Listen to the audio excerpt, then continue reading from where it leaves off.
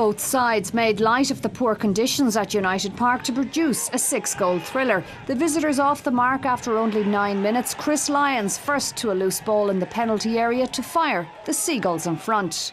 Drogheda went close after some good approach work from Duffy, and Kavanagh created a chance for Mark Hughes. His shot warmed the hands of the Wanderers keeper Stephen McGuinness. Drogheda boss Johnny McDonald looking on. And the home side almost equalised in the 36th minute.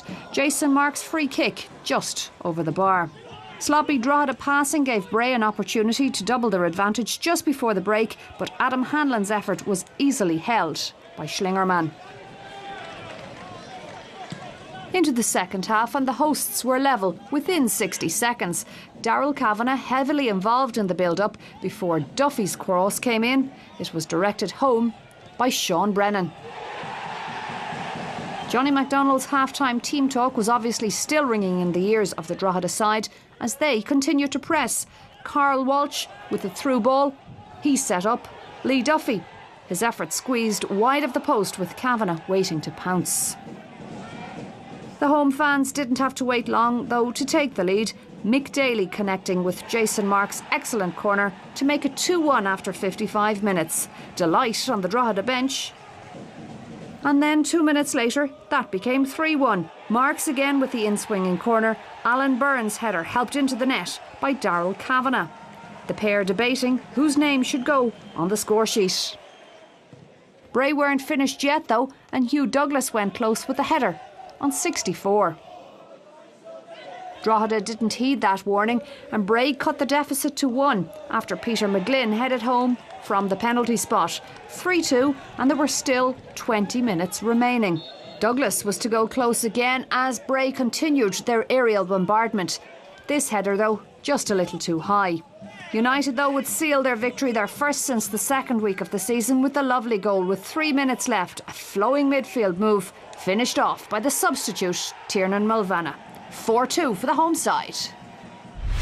I'm glad we got 4 goals. Obviously, the 3 points are vital for us at this stage, and especially with teams around us. So, it's good to get the 4 goals. It keeps the confidence going. And as we said to the lads last week, look, we're close enough to getting the win. So, big win for us tonight. The players are looking for a manager. It's not a good place to be in a dressing room when you have no manager.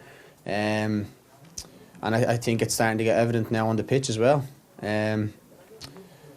There's nothing really more we can say. It's out of our control. We need to go out onto the pitch and try to get wins. It's been a bad couple of weeks for us as players. We've conceded a lot of goals, haven't scored very many. But in the end of the day, we're just going to have to pick ourselves up. No matter what happens with a manager coming in or without a manager coming in, we just got to look forward and try to get ourselves out of this little rut. Well, I'm sure the players will be delighted that they have that manager in place now, and Trevor has been with us since the start of the programme. And Trevor, you took training for the first time with the Bray squad tonight. What was your first impression?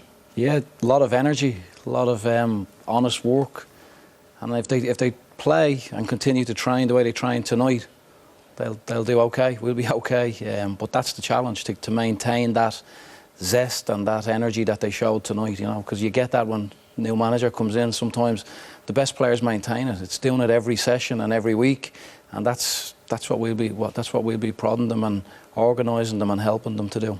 And David Cassidy, who we heard from there, he's done particularly well for the club this season so far, and he stepped up to the plate when probably there were others that weren't. I mean, he's done well, but do you need a little bit more experience in the squad, and will you be looking to strengthening the squad in this transfer window? We definitely will. We'll be looking to strengthen the squad, as everyone will, unfortunately. So there's competition out there, and it's a tricky window because players are under contract, so it's not as straightforward as the end of the season, stroke the pre-season, to get players. But we'll definitely be out there looking to enhance the squad. If we can help the squad, we'll definitely be trying to do that.